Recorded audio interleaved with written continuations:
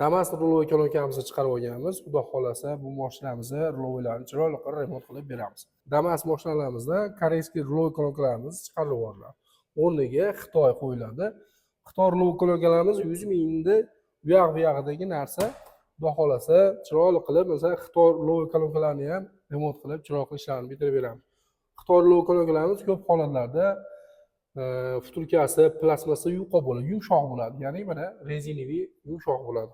Endi buni o'rniga santexnika oq turbamizdan chiroyli qilib, mahkam qilib o'rnatib beramiz. Ham ko'p xizmat qiladi, ham pishiqlik darajasini albatta oshirib beradi. Xudo xolasa ishlarni chiroyli qilib bitirib, salli pinniylarigacha almashtirib, chiroyli ishlarni yog'lab, ishlarni puxta qilib beramiz. Shunaqa xizmatlar kerak bo'lsa, doim aloqadamiz. Kommentariyaga kirib, yana qanday mashinalarda ruloviy kolonkalarni remontini ko'rsatib berishni xohlaysizlar, shu haqida izohlaringizni qoldirib ketinglar. Rahmat, sog' bo'lasizlar.